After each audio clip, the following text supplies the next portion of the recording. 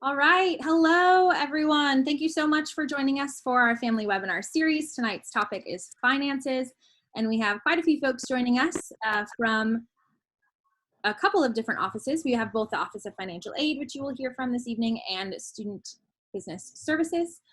We will get to those folks in just a second, but we just want to run you through some information as well as some guidelines for joining us here tonight. First of all, you'll notice that you cannot unmute yourself, and that is because during our Q&A portion, we're going to take all of your questions via chat function. So you can chat any of our hosts here in the room, and when our colleagues and our partners start presenting, they'll let you know who in their office you should chat for your questions. But if you do have questions that you want answered during the Q&A portion by one of our campus partners, you can send those throughout the presentation to one of our orientation leaders, whose name is Jordana.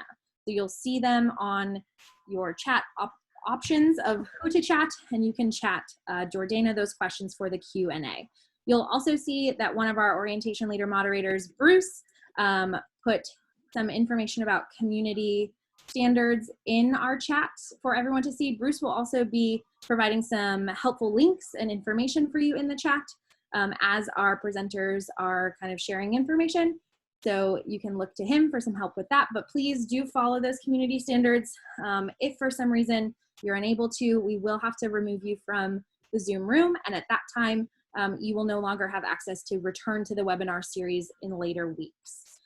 So just read through those for yourself pretty quickly, and then we'll get started in just a moment.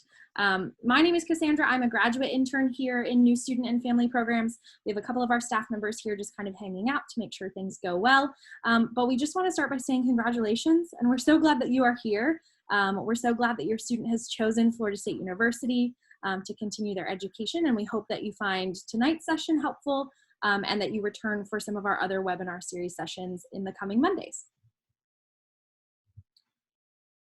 We also want to just hype up really quickly Family Connection. It's a program that New Student and Family Programs, our office runs, that you can be part of. It essentially keeps you connected to Florida State, keeps you informed on what's going on so you can be a great partner and support system for your student. And here are some ways that you can join Family Connection, that you can see what's going on. Since you registered for orientation, you will get some of our Family Connection newsletters and emails. But these are some ways that you can keep connected with us. I am going to stop with the infomercial for the moment. I'm going to stop sharing my screen.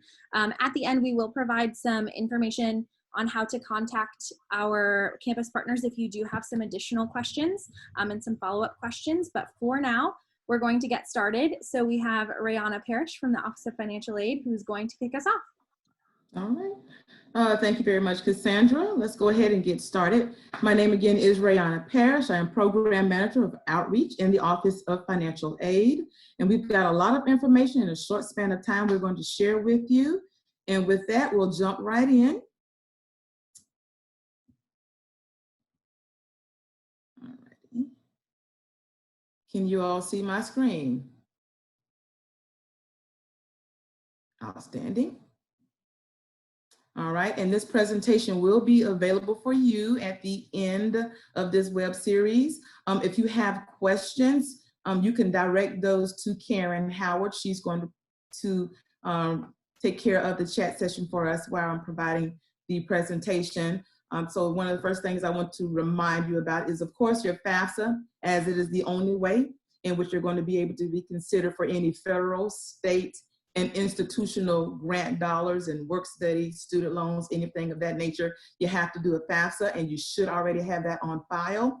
If you are a summer student and you have not completed your 2019-2020 Fafsa, your last day to do so is tomorrow. It will be too late on the 1st of July.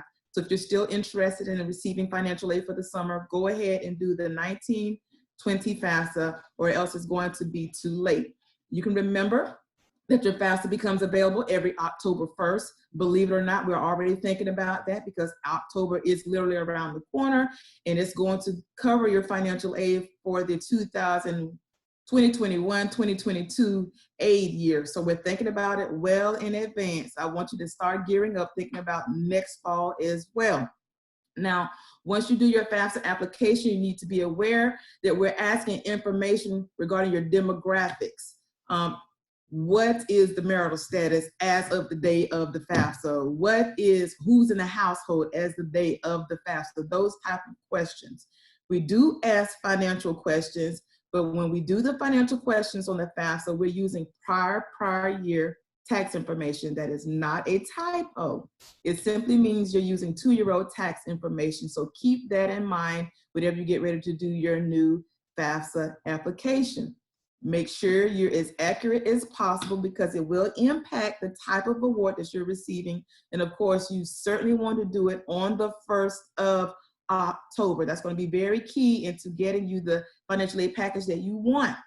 You can do it on your desktop, or you can also use your mobile app. If you use either one, it has skip trace access available to you. So some questions you won't have to respond to because of the skip trace features that's available through your FAFSA application. That is fafsa.ed.gov. Now, when you do your FAFSA, this is something very key for you. It's called your expected family contribution. If you remember when you completed your FAFSA, it provided a confirmation page for you. You should look for what is called your EFC. It stands for your expected family contribution. We use that in this simplified formula. The cost to attend our institution, and we subtract the EFC, which comes directly from the FAFSA application. And remember, you provide the information on the FAFSA application. With this formula, we are able to determine what the student's need is. So this is the formula. If you're trying to figure out how we came up with the dollars the student was awarded, this is the formula. How much it costs to attend our institution, we subtract the EFC, and the difference is determined to be your need. Now, when we're looking at students' cost of attendance, we're thinking about everything you need to live as a student, to include your tuition, housing, food, whether you're having a meal plan, you're buying your groceries, books, whatever it might be. We're looking at all those components as a part of your education, to include insurance should you need it. If you don't have health insurance and it is a requirement, you can purchase that through the institution. So we're taking in consideration everything you need. So we haven't forgotten all the expenses that you have. Now, once we know the cost of attendance and your EFC that is provided to us from the feds, we are able to start awarding you with any grants that we have. Now, grants are those dollars that you don't have to repay, and they are first come, first serve. We do have limited number of grant funding available, but they are first come, first serve based on eligibility as determined by the FAFSA and the availability of those funds. So although you may have the eligibility, if you wait until late to do your FAFSA, we may have depleted all those resources. So if you're trying to figure out why one student, because I know students may compare, has one aid offer and another student does not, it could be based on the eligibility that they have or the availability of the resources. So I suggest that if you're having conversations, that you call the financial aid office and not compare with your peers. Now, the first couple are federal grant dollars. Your federal Pell Grant is going to be determined through your FAFSA application. It will literally tell you on your confirmation page whether or not you qualify for it. This is second to it. It's the Supplemental Educational Opportunity Grant. You do have to be Pell eligible to get it. And, you know, of course, it is first come, first serve. This one is not first come, first serve. However, this one is. As far as the state grants are concerned, these are first come, first serve. As far as the Florida Student Assistant Grant, you do have to be a Florida resident to be considered for these grants. This first generation grant is strictly for students who are part of the CARE program here at Florida State University, and the application has already closed, and we do have our pool of students already. So we do no longer have the first generation matching grant. And then the institutional grant, we have the FSU grant and the FSU differential. Those are open to any students as long as they have the eligibility and we have the availability of those resources. It does not require you to be an in-state student. I know that was a lot of information, but this is the grant dollars that we have that we will eventually run out of, okay? Then we have student loans. Grants will be awarded first, then we will have our student loans. And the type of student loan that you have will be dependent upon your need. So if you have a positive need, you're going to get a subsidized loan. But if you don't have a positive need, and that's your cost of attendance minus your EFC, if you don't have a positive need, then you're going to get an unsubsidized loan. Your award amounts will be based on whether you're a freshman, sophomore, junior, senior, or a graduate student, meaning you're pursuing your master's degree or above. If a student wants the loan, they have to either accept or decline the loan. They want the loan, accept. They don't want the loan, decline. Once they accept the loan, they will be required to do what is called a master promissory note, which is your contract with the federal government. They are also required to do the loan entrance counseling session. Those to-do list items will pop up after a student accepts the loans. They're not required to take them, but should you need them, they are there for you. So parents, these loans will not pay out unless the student takes initiative. Now, one of the things that we find that's a hiccup in our office are students who are selected for a process called verification, and that's where the federal government verifies 33% of our population. We have to collect the documents, and it won't be that you've done anything wrong, it's just a requirement because we have federal dollars. We're going to ask that you send in certain dollars to verify what you indicated on your FAFSA application. So we're looking for apples to apples. We're looking to see if there's going to be consistency in the application between your FAFSA and the documentation you provide to us. Also, if there are any discrepancies, we're going to continue to ask you to provide additional documentation until we can clear up discrepancies. A common discrepancy may be parents who at the time they completed their tax return in 2018, they were married, but have since divorced because you're using 2-year-old information. And so there could be a discrepancy between the parents having one parent on the FAFSA and having 2 parents on the tax return. So that's a common discrepancy. And so we would ask you to show, because you're indicating one parent, are you divorced? Are you separated? Those type of conversations. If you have an outstanding document, you need to get those into us as soon as possible. Right now, we are experiencing our peak time in receiving documentation. It's going to take 10 to 14 days to process documents because they're coming in rather quickly. So please, if you've already turned in your documentation and hasn't been processed and it's been 10 to 14 days, you'll want to reach out to us to see if there's something wrong with the document that you provided.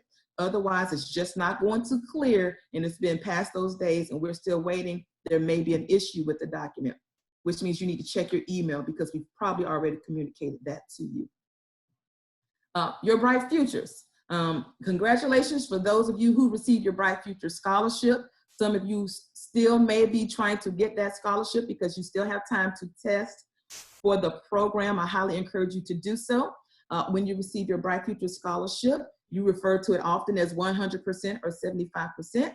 It literally pays based on this rate. For the top award, it pays $213.55 per the number of credits you've registered for. So 12 credits, 15 credits, in the case of the summer, 6 credits.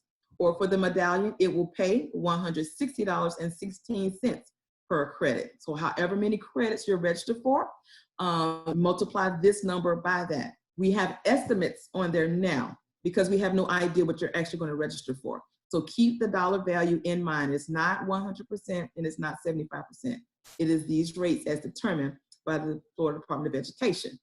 Now, there is a renewal criteria for the scholarships. You have to maintain a 3.0 GPA at the college level to keep your academic scholar and a 2.75 for your medallion. And you do want to make sure that you're earning the hours. I have provided for you one of the links that's going to help you to remember that information directly to the Florida Department of Education so that you know that you need to maintain that certain GPA.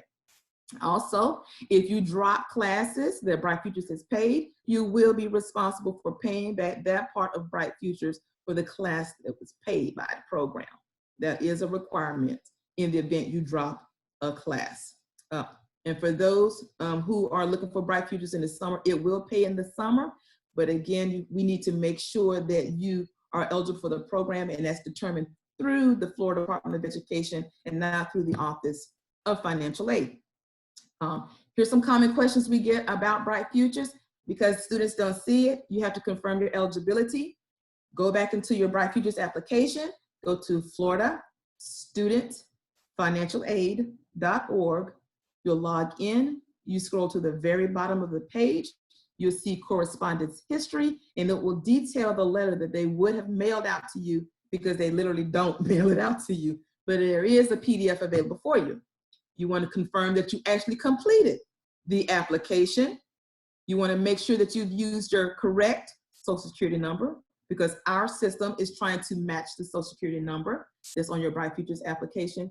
And you want to make sure that you've added FSU as the school to receive your Bright Futures. If you do not indicate FSU to receive that, maybe there was another institution that you were entertaining at the time and you decided to come on home, make sure FSU is the institution to receive your Bright Futures scholarship.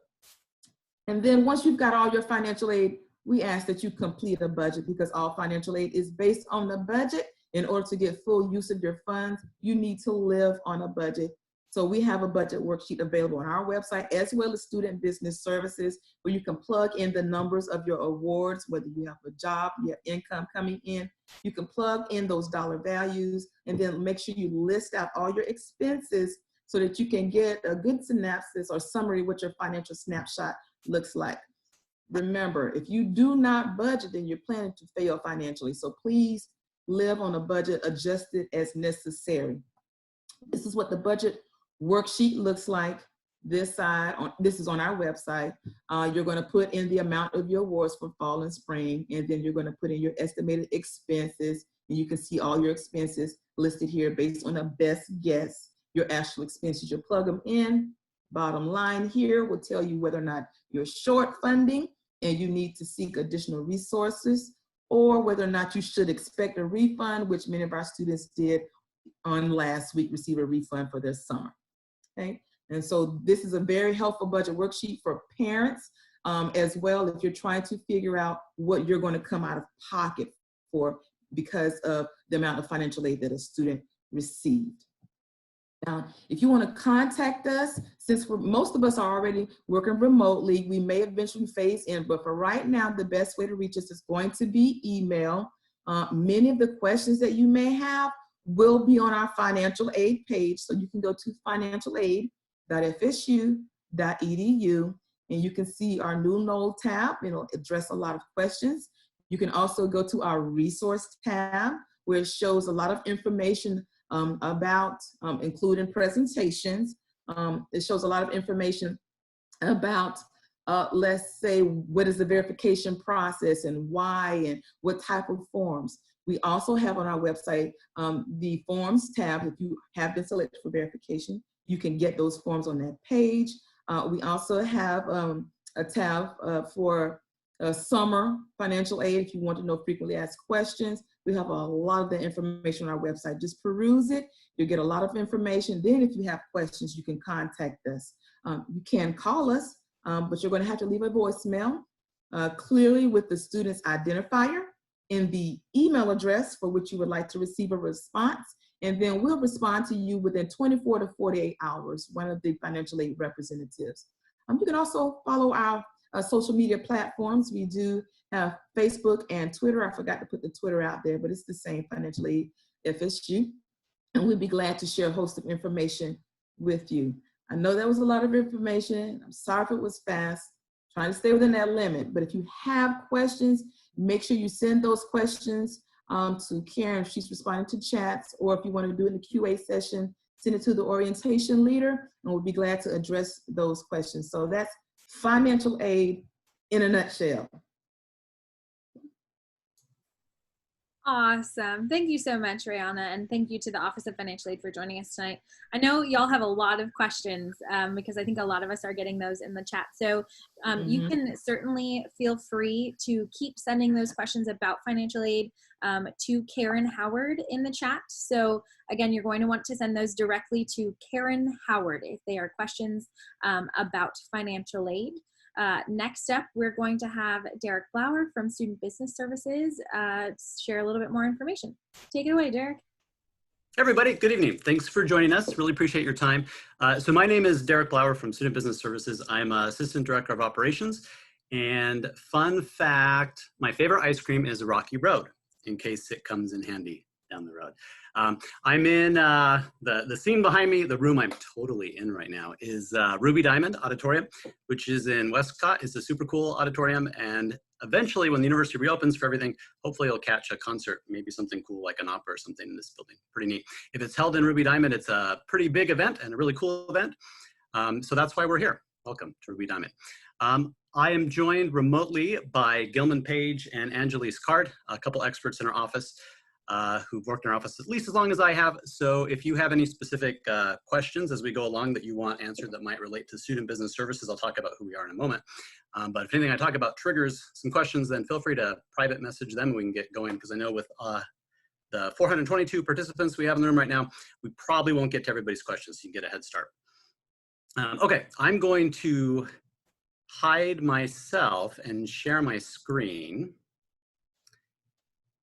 because I have to look to the side and that's just awkward. Nobody wants that. Okay, thumbs up if you can see my screen. Cool. Okay, so let's go to my webpage, studentbusiness.fsu.edu, studentbusiness.fsu.edu. Student Business Services is the university cashier. We're the bursar. We're responsible for assessing tuition, creating the bill, right? We collect payment. We process the financial aid payment. Rihanna's team in Financial Aid Awards Aid, based on your application, takes care of documents, if you have outstanding documents that you have to turn in. And then when the aid is ready to actually pay, my office, Student Business Services, applies financial aid to the bill. And then if you have excess aid, we issue refunds. Now, importantly, while we're working remotely and teaching remotely, the best way to reach us right now is our email address, which is studentbusiness@fsu.edu. Again, that's studentbusiness@fsu.edu. We're working remotely right now. We're working on getting our phone tree and phone set up to work remotely, because it seems like this remote work might last for a while, but we don't have that yet. Bear with us, we'll get that by fall. But in the meantime, studentbusiness@fsu.edu. We've been really good about responding within a business day, and we're happy to call people if that's the best way to get back to you. So just give us a moment and we'll connect. Okay, so the most important place to start, probably from my perspective on what we do, is how to pay us, right? We've got a link here, how to pay. But the gist is most of your payments will probably happen online, and you can go directly to fees.fsu.edu, fees.fsu.edu, and log in with your FSU ID. You can also get here through MyFSU, which is the place to register for classes and all of that. You can pay online by e-check. There's no fee to pay by e-check. You can pay by credit card. There's a 2.3% service fee to pay by credit card.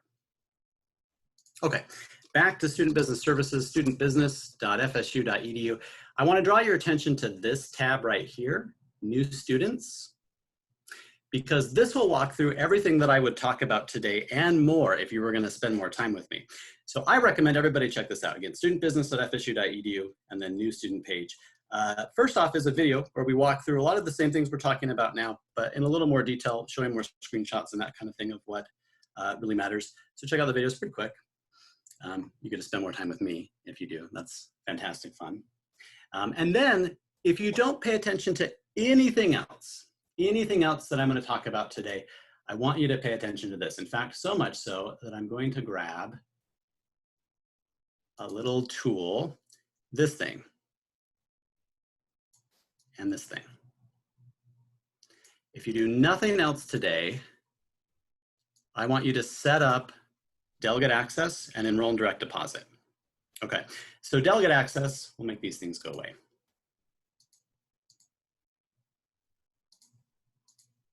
Delegate access basically means, because of federal privacy rules and university privacy rules, we can only speak with the student about your account. That includes whether or not you owe FSU money, whether or not your aid has processed or your aid's ready to process, any of that kind of stuff. We need written permission from the student to talk to anybody else about the bill. And I know, because I've worked in the office for a number of years and I've spoken with hundreds and hundreds of parents, that many parents, family members, friends, significant others help in lots of ways, including financially. And I know that you're ready and willing and excited to talk about the bill. I want to talk about the bill too, but you need to be listed on the account. And the way you do that is the student sets up delegate access. So again, if you do nothing else and you take nothing else from this presentation, get set up as a delegate. If you're a family member who wants to talk about the bill or help with that, you'll get your own login credentials. Use an appropriate, real email address so you can get set up with that. And students, if you want your parents, family members, significant others to be able to talk to us, and that's even as simple as just ask us why you owe something, then get them set up as a delegate so that we can do that. Especially as you're working remotely, you don't want to have to go back and forth with getting set up as a delegate because you don't have those permissions first. Okay, I mentioned before that we process financial aid payments. The way that those work, when your financial aid is ready to process, we have two big financial aid payment days, or disbursement days. One is right before the semester starts. As long as all of your aid is ready to go, we'll process financial aid, apply it to your bill, issue refunds if you have excess money. And the other is on the 5th day of classes. After drop add, the first 4 days of classes, you can change your schedule, add and drop classes. And then after the 5th day of classes, we shoot out refunds too. Where we send the money is based on you enrolling direct deposit. So if you have excess money from financial aid, you definitely need to be enrolled in direct deposit. But there may be other reasons that you're owed a refund.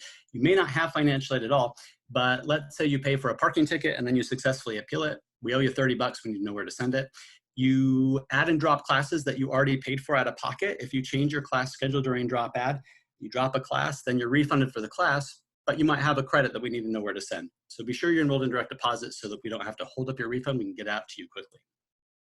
Now, importantly, I'm going to throw out there, so I mentioned drop add a couple times, and also super important because we disperse financial aid early, meaning we pay financial aid. If your stuff is ready to go, we'll pay it before classes even start, before you can make changes to your schedule. The bill's dynamic. We bill based on the credit hour. We bill based on your schedule. So if you add and drop classes during drop add, certainly after your financial aid is paid, your bill's going to change. Your financial aid eligibility might change, so your award might adjust on that 5th day of class, like I mentioned. So if you make changes to your bill, make changes to your schedule, be sure to check your bill after that's done. And be sure to check your bill after financial aid adjusts on the 5th day of class. Importantly, anytime you make a change that affects your bill, we shoot you an email, students. So be sure you're checking your email, your official FSU email. You want to do that for a number of reasons, but we're highly communicative when there are changes to your bill. We want you to pay, right? So we reach out to you a lot. We don't reach out to parents, but we do reach out to students. So parents, heads up to you right now, you may not hear from your student, but you want to when changes are made. So talk to them right now. Have a conversation about that. Okay, one other point about financial aid, it's another little step.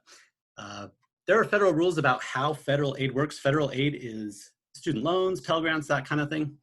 We need your permission, students, to apply federal aid to anything other than tuition and housing. So there's instructions here on how to do that. Florida Prepaid, we've got really detailed pages on Florida Prepaid. If you have Florida Prepaid, there's a link here that goes to the page.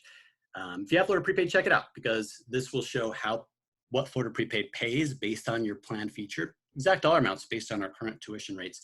I'll just leave you with this one item that Florida Prepaid is billed automatically and will place that billing on your FSU account before financial aid processes. And we identify students that have Florida Prepaid by social. So we have that put on there immediately, right away. Okay, one other thing on this page, this new student page, again, studentbusiness@fsu.edu, new students, budget worksheet that Rana talked about. If you click here, we've got a link that will take you to the financial aid page that has those various forms. It has a calculator, but also if I go back under the budget worksheet, we have a printer-friendly version that's just black and white, so it's a little easier. This will do math too. So if you threw numbers in here and numbers over here, it's going to add and subtract and that kind of thing, and it's easy to print off. The gist of this is that your financial aid information you can find from your awards. Here we outline what Florida Prepaid pays based on our current tuition and fee rates, which are also listed over here on the right. Just a great way to see how everything fits together. We also have our office contact information at the bottom of the page. All right, so quick recap. I know we're about ready to move over to questions, but check out our new student page, studentbusiness.fsu.edu, new students at the top. Be sure to set up delegated access. Again, if you don't take anything else away, delegate access. I want to be able to talk to anybody that you want me to talk to, students, about your bill. So be sure to get them set up as an account delegate. Enroll in direct deposit and take care of those student permissions that are both listed on this page here. So we know where to send your money if you've got excess money. I didn't mention this before, so important that I do. The fee payment deadline is the end of the second week of classes, except when that Friday of the second week of classes is a holiday. In that case, it's the next business day. So for Summer C, some of you are in Summer C, the fee payment deadline is a week from today because Friday the university is closed for a holiday. So the 6th, July the 6th, Monday is the fee payment deadline for session C. And then Friday, September 4th is the fee payment deadline for fall. But again, it's the end of the second week of classes. And I'll leave you with one other little tidbit. You may have seen this, but registrar.fsu.edu, there's a calendars page. And the academic calendar is the official university calendar, controls all sorts of stuff, all kinds of great information, but the fee payment deadline and the disbursement dates are on here. So if we were to look at session C, for example, and scroll down here, last day to pay or defer tuition, July 6th. So again, the official controlling calendar is the academic calendar at registrar.fsu.edu. And that's it from me. I think we'll move over to questions. Awesome. Thanks, Derrick. So perfect. We're back in the main screen. So this kind of takes us into our Q&A portion of the evening. You may have already been sending in some of your questions to our orientation leader, Jordana. They will send some of those along to me as we get started. So once we see some of those questions come in, we will pose them to either Derrick or Rayana. So continue to send any questions you do have to Jordana, and they will send them along to me. I did get a couple of questions regarding how Bright Futures and Prepaid work. You want to take care of that one for us? Yes.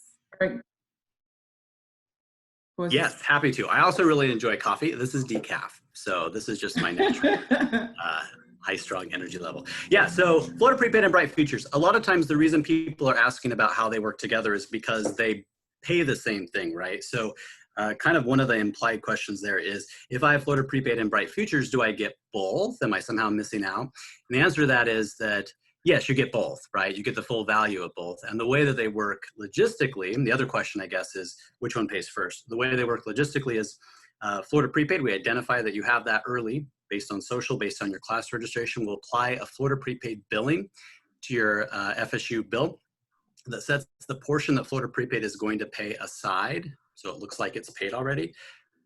Fun fact, we don't bill Florida Prepaid for quite a while because you could make changes to your schedule, but we set it aside as if they already have paid, even though they haven't.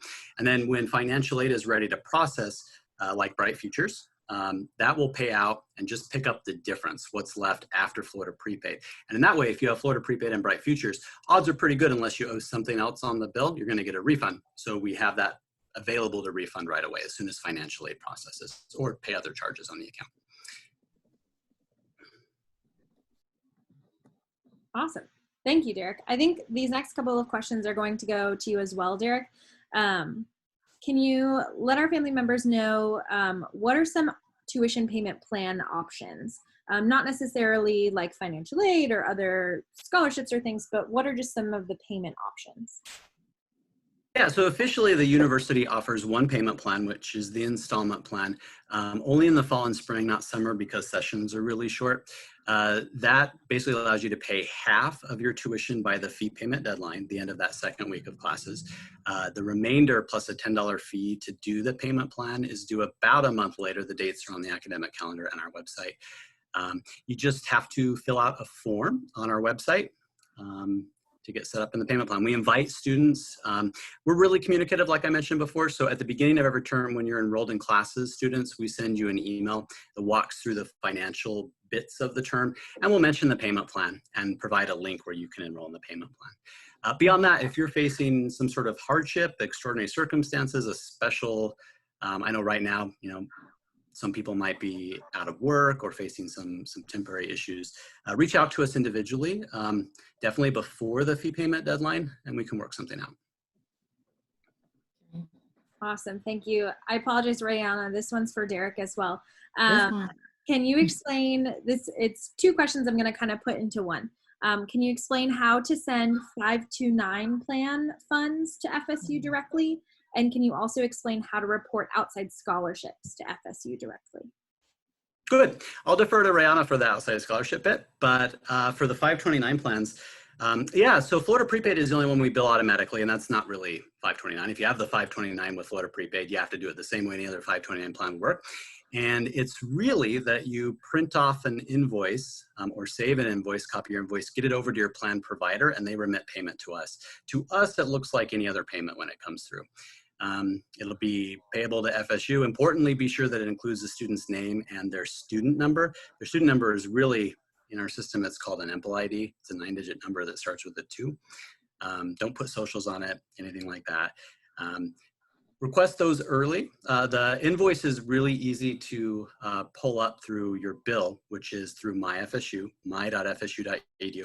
Might as well talk about that too. I've got a couple questions here about the bill. We don't send out a paper bill of any kind because the bill is so dynamic. It's based on your registration. Students can change their schedule through drop add, which is the first 4 days of classes. Financial aid may pay early, and then it may have to adjust if you receive financial aid like Pell Grants or Bright Futures that are dependent on the exact number of credit hours you take. So if you change your schedule, then it changes your award, which will adjust on the 5th day of class. Because of all these pieces that are moving, we don't send out any sort of paper bill, but we do email students as soon as charges post to your bill.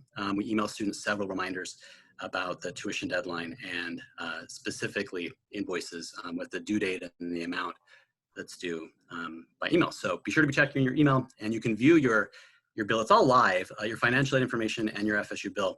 The information you can see through your my.fsu.edu account is what we see. So there's no sort of weird delay there. Okay. Anyway, from that same place, you can print off, you can print off your invoice. Generate invoice, it's an official PDF. We designed it specifically for scholarships and for 529 plans. So it includes all the information that plan providers need.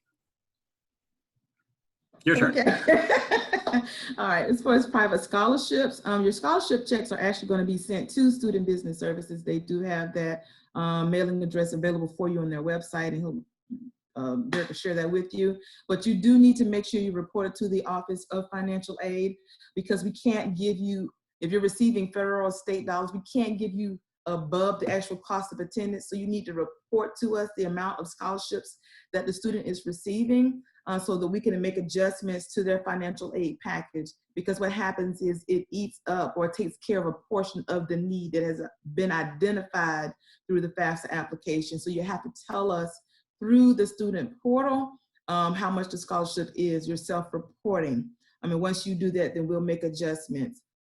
If you don't do that and the federal grants pay out and maybe they didn't have that much need in the beginning, and then you have a scholarship, then the student may be in the position where they have to, you know, repay a portion of those dollars back to the institution. So it's very important that you, A, notify financial aid of the amount of the scholarship, and B, that you send the actual checks to Student Business Services and not to financial aid. Can you give the address right quick, because I don't know it off top, Derrick, and then I'm gonna jump into some questions about Bright Futures. Yeah, you don't have to write it down. It's on our website, but Student Business Services is where you want to send any sort of payment, 529 plan or private scholarships. Our address is A1500 University Center. Our address is on our website, studentbusiness.fsu.edu, but again, A1500 University Center, Tallahassee, of course, 32306. Important that it comes to us directly, because if it goes through financial aid, it's going to get mixed in with all sorts of outstanding documents and stuff and be delayed. Whereas if it comes to us, we can get it processed quickly. Absolutely, absolutely. Now, as far as the Bright Future Scholarship, I'm getting a lot of questions about the scholarship and they don't see it. And I did talk about it briefly in my presentation, but I know a lot of you are still jumping on. It could be a couple of reasons why you don't see the Bright Futures. Either A, the student has not applied. I know that a number of high schools had their counselors maybe did it for the student, that may or may not have happened in some instances. So you want to make sure, A, that they have an actual Florida financial aid application, also known as the Bright Futures application. You need to make sure that the student has the correct Social Security number in that system. Again, that's floridastudentfinancialaid.org, because if the student guessed the social or they didn't have it, the system will generate what's called a pseudo number. And our system is looking for matching socials. So our system is looking for your SSN, and then the Department of Education, if they don't match, we can't marry it to your financial aid file. And then of course, you may still be working towards that Bright Futures. COVID has wreaked havoc on receiving documentation as far as students qualifying for Bright Futures, as far as community service hours and test scores. And so some of those things are still coming in. I think the student has until sometime in July. They still have time to apply through August the 1st to apply for Bright Futures. And then if you're a student who's getting the Cambridge diploma, some of that designation we won't know about until September. So even if you do see Bright Futures on your award, it may show a medallion rather than the top award. So in many cases, students are still working towards that Bright Future scholarship. And once we get the final list from the Florida Department of Education, we call it a master eligibility list, we'll update that student's award. Even if the summer term has come and gone and the student should have gotten the top award, we'll go back and give the student the award that they should have received once the final determination has come in. I hope that addresses many of your questions. I'm looking. I think I got them. Okay. Any additional questions? Thanks, Rihanna. I'm still getting quite a few sent to me directly, and I know Jordana has some sent to them as well. A lot of these, I'll just, for our family members in the room, a lot of the questions you're sending are pretty personal, and we don't want to answer those over the screen with our 400 participants that are in the room. So we will make sure that we provide email addresses for you for these offices at the end one more time, so that you can get those questions answered that you have directly. But a pretty not impersonal one, so this is helpful. Can one of you speak to a little bit more about how the University Freshman Scholarship works? And I have a follow-up to that question after you answer that one. Yeah, the University Freshman Scholarship is actually awarded through the Office of Admissions. And so it was awarded to students who were the strongest of the applicant pool. So it's not an endless supply of those dollars. But the student received that scholarship. It will not be held if you have any outstanding documents for financial aid. Neither will the Bright Future, so they will pay because you earned those merit-based scholarships. You do have to maintain a certain level of credits that you enrolled for and a GPA for it to renew automatically, and the Office of Admissions monitors that. They have a representative there who monitors that. Awesome. And then my follow-up to that will be, if a student, say, has received a number of different scholarships, so the University Freshman Scholarship, the Bright Futures, maybe their family also has Florida Prepaid, and they have essentially a surplus of funds. Does that come back to the student in a refund, and does that money have to be used for any certain thing in particular, or is it just for general expenses? Okay. You want to jump on that one? I'll get it. I'll take it. Okay. You start and I'll jump in after you're done. Okay, then. So I like, and Miss Angelique's card says something great. She says there's this beautiful pot of money, and all the money goes in, and there's this trickle down effect where the money pays tuition in the house, and we're going to use whatever that pot of money has. And at the very end, if there's a surplus left over, it means the student planned well, they worked hard, the parents planned well, they worked hard, they applied early. And because everything has already been paid to the institution from out of that money, then the student can then receive a refund. But we're first going to make sure all the expenses are paid first. I'm going to let Derrick take over about that, but it is very possible, and I say it in financial aid world, for a student to literally get paid to go to school. It comes with great planning and applying early. Yeah, that's essentially it. So the only thing that happens outside of that that kind of big pot is that Florida Prepaid is applied to the bill first. Florida Prepaid hasn't paid yet. I only throw that out there because if you are somebody who checks your Florida Prepaid account or something on the Florida Prepaid site, it's not going to show that we've done anything for a while because we know that students might change their schedules still. But we set aside with Florida Prepaid billing the portion that Florida Prepaid is going to pay eventually. A few weeks into the semester, we get prepaid to pay us, and we change that billing with Florida Prepaid payment. Anyway, other than that, the rest of the scholarships and whatnot will post as soon as they're available to post. I'll throw out there the bright futures and things that are handled kind of more behind the scenes usually happen faster. Things that have to be sent in by mail, usually private scholarships are coming to mail. Those may not happen as quickly, but they're not going to happen any earlier than those disbursement dates. So the earliest they would post would be, right before classes start with our early disbursement and the 5th day of class. And then we disperse aid throughout the rest of the term. Some things are particular about what they can pay, but private scholarships, now they may come with stipulations from the donor or the sponsor, and if they do, we'll follow those. But otherwise, they're just going to be applied to the bill. They're not super particular about what they can pay. Federal aid is the most particular. There's some things that federal aid can't pay ever, like late fees, excess hours, things like that that the federal government wants to be surfaced that you see. Also worth noting, because these are all moving pieces, and if you have multiple scholarships, they're probably all going to come through at different times. We send out emails when financial aid processes, when it posts to students to let you know, check out your bill. It's a good time to check out your bill. And we send out notices when we issue refunds. We send out notices if something had changed that results in a balance due. So again, a good time to remind students, check your emails. And if we send you an email that says you owe a balance, check your bill because we think you owe a balance. Don't just ignore it thinking, oh, I've got prepaid and bright futures and it's all taken care of. You owe something at this point for some reason. So be sure to take us seriously and follow up with it. Thanks for tag teaming that question. I appreciate it.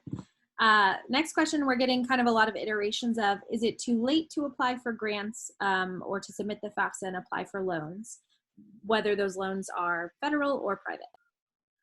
Okay. It is not too late to do the Fafsa application. For students who are coming in this summer, you have through tomorrow. Okay, but if you're coming in this fall, you can do the 2020, 2021 through June 30th of next year. So it's not too late to apply.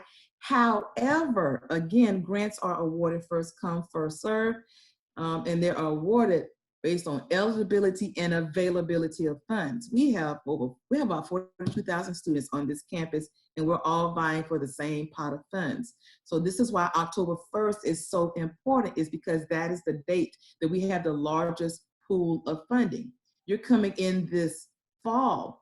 Well, the students who applied October of last year apply for the money for this upcoming fall and spring of 2021. So the likelihood of us having some grants at this point is pretty slim, but that's not to say that eventually maybe the state of Florida may give us additional grants, or maybe the federal government is going to give us additional, but we don't have them at this time, not to just pour it out. Now, I know that's important to a lot of families who may be out of state and you want those, but in some cases you aren't eligible for certain grants, such as the ones that are state of Florida grants. You do have to be a Florida resident to be able to get maybe the Florida Student Assistant Grant or something of that nature. But the university namesakes, like the FSU grant, you are eligible for it as long as you have demonstrated need and we have the funds. So it's not always that you have the need, but we have to have the resources as well because we give it out so quickly. I do encourage families who have experienced some type of hardship. If your EFC, you have to look back at the EFC. If it is 0, then you don't have to do something that's going to adjust it. Remember, the EFC is your driver for your eligibility. If it's already 0, you can't make it any lower than 0. But if it's higher than 0 and you've had a huge impact that challenges your family financially, then you can do a form for us. It's called a special circumstance application, but you're going to have to document the challenge. Now, this is the thing. In this era of COVID, everybody's challenged. So the form may not necessarily grant you additional aid, even though you have the challenge, because we're all experiencing the challenge. The only way that it could truly help you if it brings you in the range of Pell. If it drops your EFC enough, you could possibly get that Pell grant. But other than that, right now, we do not have any additional grant fundings to offer students at this time. Does that help? Hopefully, thank you. We are getting a lot of questions about things that aren't quite related to financial aid. So just want to advise you that there are a number of other webinars coming up about various aspects of campus life at FSU, be it social or housing or things like that. If you do have questions about housing, we would encourage you to reach out to housing directly. They can answer those for you, but unfortunately we aren't able to answer those for you this evening. Also just want to mention that we know that things for the fall are still largely not finalized, and that adds a lot of stress and anxiety for sure. So we won't be able to answer questions, unfortunately, about exactly what the fall will look like. No one in this room, unfortunately, is making those decisions, but we will be here to support you and to support your students as soon as those final decisions are made, and in terms of what changes or what may come once those decisions are made. In terms of questions, we've got just maybe time for 2 or 3 more. We did get a question about all the links. All the links that are given through the chat, we will also work to post alongside this webinar when it's on our website. So if you've missed them in the chat, don't stress too much. You can go back and scroll through the chat, but I know it's probably quite long at this point. So we will be sure to post those, as well as some email addresses for the Office of Financial Aid and for Student Business Services, should you have some follow-up questions for the staff members there. Just a couple of questions about loans. So for Rayana, this question is, in terms of on the financial aid award, how will families know what is a grant versus what is a loan? What is there a specific language there? What should they look for to delineate between those two? Okay, good question. Grants are automatically accepted on behalf of the student. So if you see offered, accepted, and you know you didn't touch it, that is a grant, and it'll say grant at the end of it, or G at the end of it. But if it says loan, you do have to take action to accept or decline the loan. The loan will not pay out unless you accept it, and then you're going to have to do a master promissory note and a loan interest counseling session. For all grants, we automatically accept those on your behalf. You don't have to do anything in addition for that grant to pay out. I hope that helps. Okay. This question has to do with the Florida prepaid plan. What do local fees of the Florida prepaid plan cover? Is the question. Yeah. So I would say check out our Florida prepaid page, studentbusiness.fsu.edu. You can find it under the New Students tab or under How to Pay. But basically, Florida prepaid is paying for specific fees. So all Florida prepaid plans, and I guess I could screen share. Is that a game for screen share? Okay, let me do that.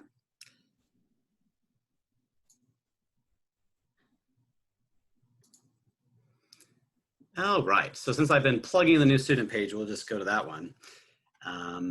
Okay, Florida prepaid. Check out our Florida prepaid page for details. Okay, what does Florida prepaid pay? It's also on the budget worksheet, by the way, but really you've got 2 questions essentially. So all Florida prepaid plans pay tuition. Tuition is the matriculation fee on our tuition and fee tables. We have them on our website. You can click here and go to them, drill down if you really care. These are the breakdown of tuition fees that are a current academic year. It's subject to change each year, but I don't think it's changed since like 2014. So, but it could. That's a base rate. It's possible you might take a class, like an online class or a science class with additional costs for that specific class. There are some majors, unfortunately, like music majors. It's a nice auditorium, right, that pay additional fees as well. So your class or your major might have additional costs, but the base rates are all here. Anyway, if we go back to the Florida prepaid page, so the fees that Florida prepaid is covering, all plans cover, is $115.08 per credit for tuition. They pick up a couple extra fees, not just matriculation, but it's $115.08 based on current rates. If you have the local fees plan, that's the first question. Do you have local fees? If you do, then they're also picking up $34.73. If your plan was purchased before 2007, or if after 2007 you purchased the differential fee bit, then you're having $49.59 waived or paid by the differential feature, depending, every time you're taking a class with a differential fee. There is a portion, and this is worth noting, I usually take more time on the floater prepaid, but we were kind of rushed on time. There are fees, base fees for every class, for every student that aren't paid by floater prepaid. So I know the floater prepaid covers 100% of tuition. That's part of its marketing. Tuition is a legally defined thing. There are a lot of other fees. There are mandatory fees. So even if you have the best floater prepaid plan and you take a class, a normal class, face-to-face that doesn't have any additional costs, you're going to look at about $16.15 per credit. Plus there's a $20 flat fee and a $5 FSU card fee you'd be looking at each semester. If we were to look at the table, we actually designed the table with floater prepaid in mind. If you don't have floater prepaid, I'm sorry to spend so much time on it, but a lot of our questions do relate to floater prepaid, so it's worth noting. But we broke it down this way. These are the fees that this top category, matriculation, financial aid, capital improvement, that all floater prepaid plans are covering. Technically, matriculation is only is tuition illegally. And this is what they're covering. If you have local fees, it's these subset of fees here that are getting covered, and these are the bits that aren't covered. We threw the differential fee down here just because it doesn't really fit in any other bits. But again, if your plan is older than 2007, that's getting waived. If you purchase a differential feature, then that's getting paid. Anyway, that's it on prepaid, I think. Awesome. Thank you, Derrick. I have a question from a family. They've asked, is it too late? What will happen if the loan, if they don't accept it? We'll let it sit out there for a little bit.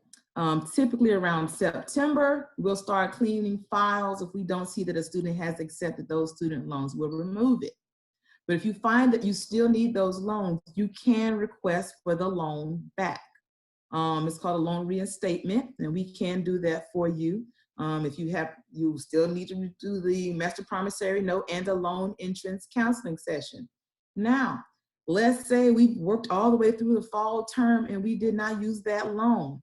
And now we're in January 2021 spring term, and you want to accept both the fall and the spring loans. It will be too late because the fall term will have expired. So you have to accept that loan during the term. I hope that helps answer some questions. All right. Awesome. Oh, sorry.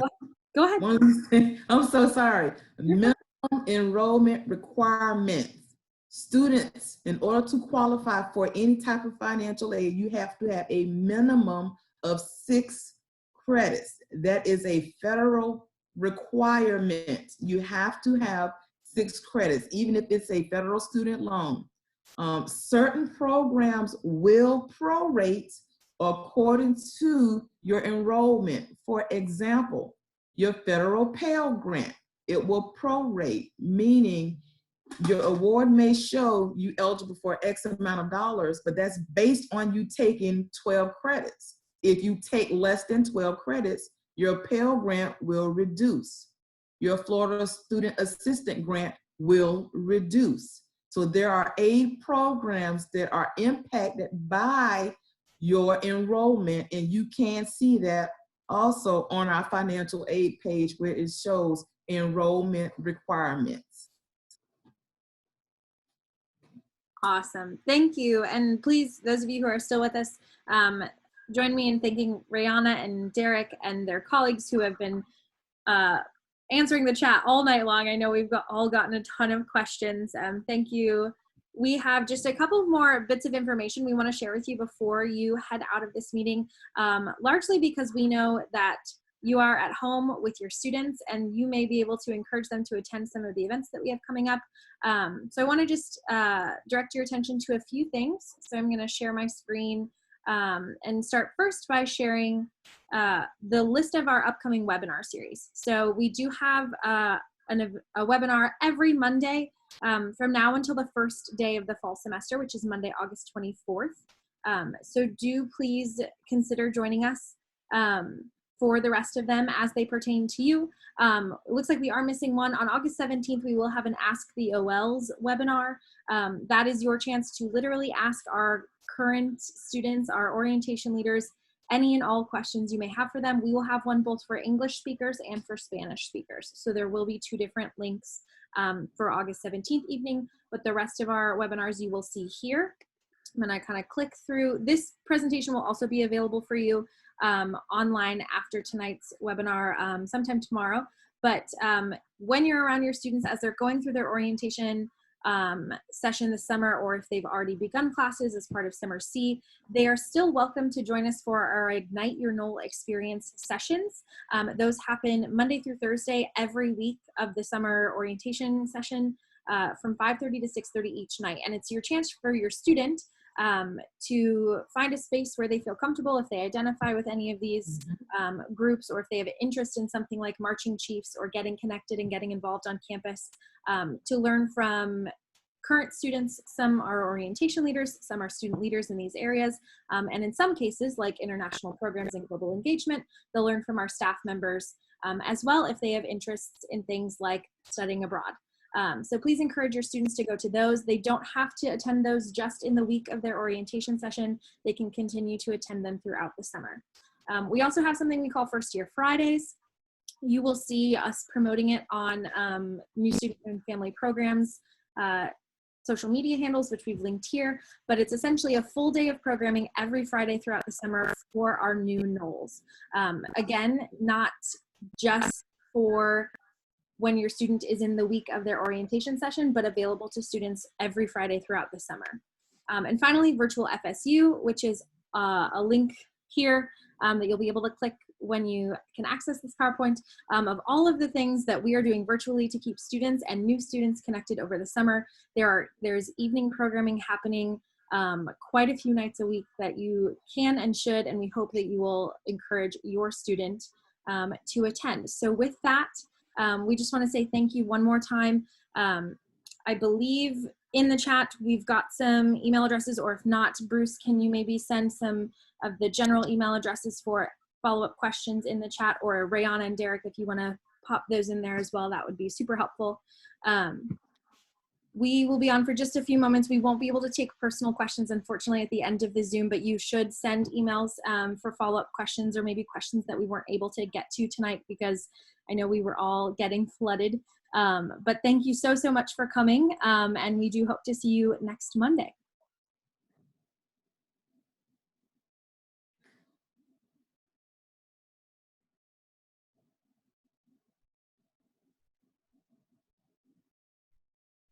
Thanks, y'all. Have a great night.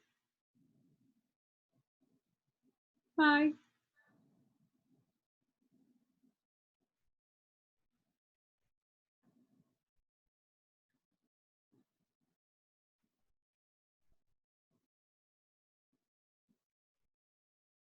Thanks so much, all. You can go ahead and leave the meeting if you are ready to.